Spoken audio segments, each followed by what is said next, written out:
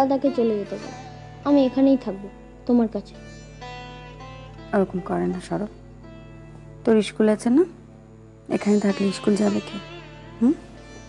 এখানে স্কুল নেই বুঝি? আমি ওই স্কুলে যাব না, তুমি আমায় এখানে স্কুলে ভর্তি করে দাও। বোকা ছেলে, ওখানে বাবা একা আছেন না? বাবার মন খারাপ করবে না? তোমার মন খারাপ করে না? আমার জন্য তোমার মন খারাপ করে না? তুমি শুধু বোনকে ভালোবাসো। কে বলেছে? বাবা। মায়ের কষ্টটা তুই বুঝবি না?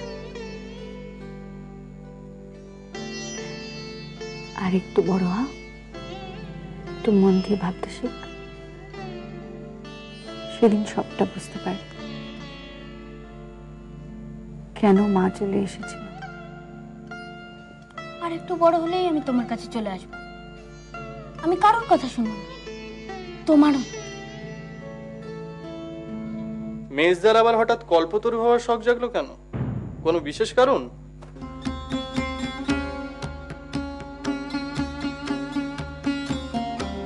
রে, সব সময় তোকে বাঁকা কথাই বলতে হবে না, সোজা কথা কইতে পারিস না? ও তো ঠিকই বলেছে। মা, এতগুলো টাকা খরচা করার কি কোনো দরকার ছিল? মা, গেল মাসে আমাদের লোহার ব্যবসা বেশ লাভ হয়েছে, তাই এসব। তাই বলে এত টাকা খরচা করতে হবে? আহা মা, একটু শখ আহ্লাদ বিয়ের পরে পরে করছে, করুক না। এরপরে তো দেখবে সংসারে যাতা কলে শখ আহ্লাদ সব কোথায় উড়ে গেছে। নে বার কর, আর কি এনেছিস বার কর তো দেখি। মা, এটা রাজুর, এটা মেজ বউয়ের জন্য। ওই দেখি দেখি দেখি, ও মা, এটা তো আমার থেকে বেশি ভালো, আমি এটা নেব। এই সবটাতে আমি নেব কি রে? যেটা দিয়েছে সেটা নিয়ে খুশি থাক। তা এর জন্যই কি এত বড় ভূমিকা? এই চুপ কর, খালি কথা। মেজে বৌমা, এদিকে এসো।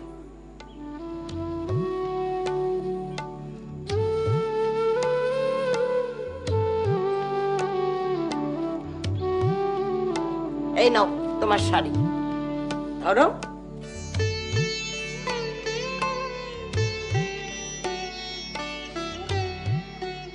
যত্ন করে রেখো, মনে রেখো তোমার স্বামীর উপার্জনের প্রথম কাপড়।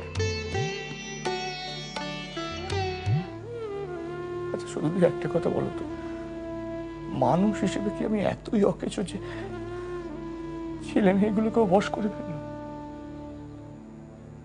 সব কিছু ছেড়েও চলে গেছে, আর কোনদিন আসবে না। তবু নবু, তোর অফিসে দেরি হয়ে যাচ্ছে।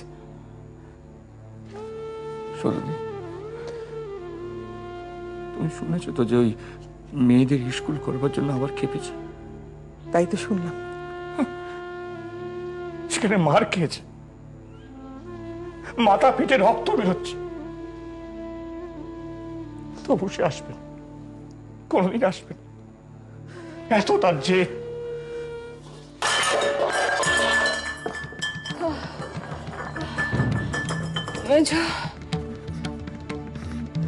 দিদি, দিদি, দিদি, তোমার কি হয়েছে? মাকে ডাক মেজো, মাকে ডাক।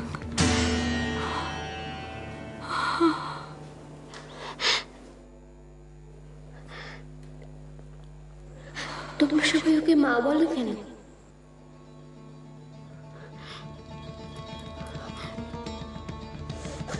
আমার মা আছে, আমি ওকে মা বলবো না।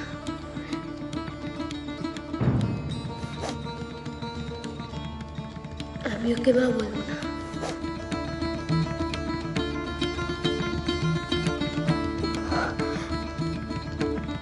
মা।